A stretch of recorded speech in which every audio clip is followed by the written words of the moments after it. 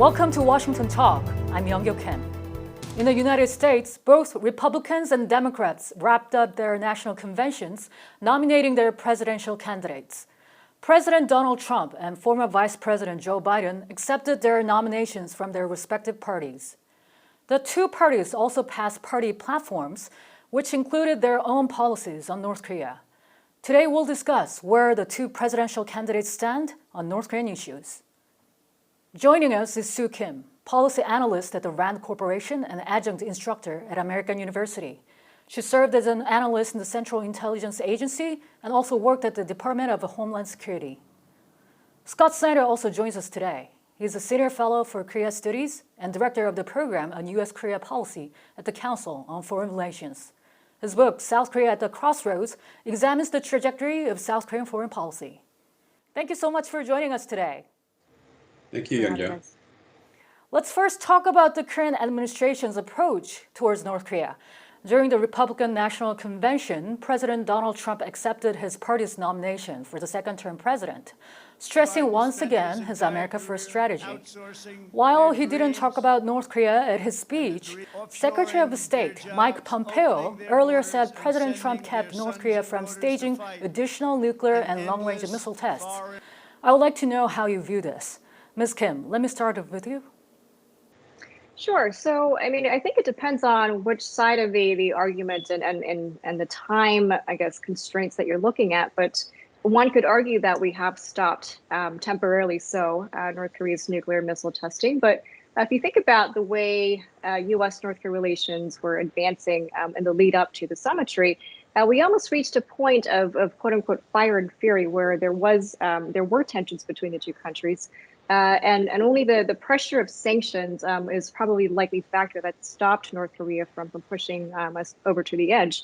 At the same time, we're also seeing that North Korea, even up in the past couple of years, have actually been quietly, of course, testing and advancing and developing their nuclear missile system. So I think it's arguable, but I think also that depending on which side of the argument spectrum you're sitting in, one could argue either way.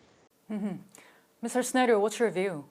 Well, I think that it shows that there is a big gap between the policy bar for success with North Korea and the political bar for success with North Korea. And what Secretary Pompeo did was to tell us the political bar, the achievement of stopping missile and nuclear testing over the course of the past 3 years. But the administration's self-stated goal from earlier in the process has continuously been final, fully verified dismantlement or comprehensive, verified, irreversible dismantlement. But isn't it true that North Korea indeed stopped testing nuclear and ICBM tests? Couldn't we say there was some upside to President Trump's approach, Mr. Snyder? Well, I think there is an upside, but the problem here is that the upside achievements are actually relying on Kim Jong-un's self-restraint and on a personal relationship between Trump and Kim that is changeable and could change. And in fact, Kim Jong-un earlier this year has already indicated that he doesn't feel bound by the expressions of self-restraint that he had made earlier following his meetings with President Trump. Ms. Kim, what about you? Do you see any upside? I agree with Scott in that basically the game of chess or strategy that we're playing with North Korea, it seems to wholly depend on Kim Jong-un's self-restraint. In the past few months, we've seen that there's been questions about the North Korean leadership situation where we don't know what is actually going on with Kim Jong-un and the power transition or transfer between Kim Jong-un and his sister. That leaves a lot of uncertainties in terms of how the United States and the other countries in the region are going to respond to North Korean action. So we see Kim Jong-un, of course, but we don't know exactly what is going on with the situation there. There's still a lot of uncertainties and the way and the mobility of Washington and Seoul and Tokyo's responses to North Korea. Meanwhile, former U.S. Ambassador to the United Nations, Nikki Haley, said President Trump rejected the U.S. weakness towards North Korea, and the U.S. passed the toughest sanctions on North Korea in history. What is your assessment on this part, Ms. Kim? So I think that the question of sanctions, it comes up a lot in the North Korean debate because there's questions about the efficacy and also the way they're enforced. I would say that looking at the North Korea problem and how the United States approached it under this current administration, if you choose only to highlight the positive aspects, we could argue and say that there's been no testing, that there's been relatively, quote unquote, little tension between the two countries. But think of the way that North Korea has been evading sanctions. There's still been illegal ship-to-ship transfers with North Korea, with China, Russian complicit actors. So to say that we've really shut down the North Korean threat and that there's been, quote unquote, measurable progress, I think that's debatable. Well, what Nikki Haley was really talking about is what happened in 2017 with the application of maximum pressure. And I think that that actually builds on a foundation of some things that occurred in the last year of the Obama administration. I think that it's necessary to note that. But also, I think that it reveals that there was a kind of missed opportunity in that the objective is to marry the pressure of sanctions with diplomatic negotiations. And here is where things kind of went off the rails because President Trump's summit diplomacy actually generated an unintended consequence of relieving pressure on China to enforce sanctions. And so as a result, I think that what Nikki Haley was talking about was a good start, but we didn't really yield the fruit of the benefits from that policy of maximum pressure. Let's move on to the Democratic presidential candidate, Joe Biden. First of all, the Democratic Party said in its 2020 party platform that it'll constrain and contain the threat posed by North Korea's nuclear program, together with allies and through diplomacy. Former Vice President Biden's campaign criticized in the past President Trump for exchanging so-called love letters with North Korean leader Kim Jong-un. Is it expected to take an approach quite different from top-down diplomacy? Ms. Kim. One would expect so, but again, I think what we're doing right now is we're speculating based on what we've heard through press statements and the previous positions of the Obama administration and then Vice President Joe Biden's position on the issue. But at best, I think we could say that there will not be summits between the United States and North Korea.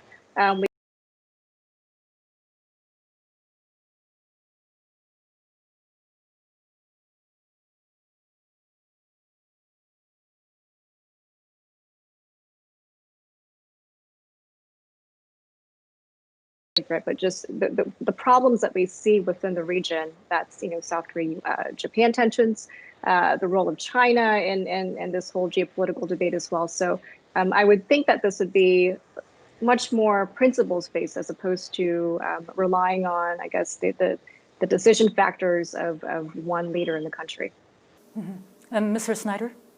Yeah, I think the critical point that I'd like to make here is that a Biden administration wants to improve its relationship with South Korea. And South Korea is being led by a progressive administration. And the combination of a progressive administration and a Democratic administration is actually a combination that we haven't seen since Kim Dae-jung and Bill Clinton in the year 2000. And actually, that's a configuration that the North Koreans should like. But I don't think that it's a configuration that can necessarily deliver political progress easily because of the fact that the conservative presence in the process would not be able to make its views felt. And so I think that raises a very complicated issue because if Biden decides not to pursue symmetry with North Korea, then I think that Kim Jong-un is going to have to look back and think about his missed opportunity and failure to get a more permanent footing for a positive U.S.-North Korea relationship during the moment of opportunity with President Trump. Some pundits expect that former Vice President Biden's North Korean policy will likely be another form of the strategic patience, which was adopted by the Obama administration. Critics claim that the strategic patience policy did little to seize North Korea's military provocations. What is your take on this, Mr. Snyder? Well, I actually think that there's probably no going back to strategic patience because of the magnitude of the North Korean threat. And so in some ways, I think that a new Biden administration would face a similar challenge to the one that the Obama administration initially faced, in which North Korea presented President Obama with both a long-range missile test and a nuclear test, and really set the stage for removing the prospect for diplomacy. And so I think the really big challenge for the Biden administration based on the platform is that they want working level diplomacy with North Korea, and yet that is something that has not been achievable with Kim Jong-un.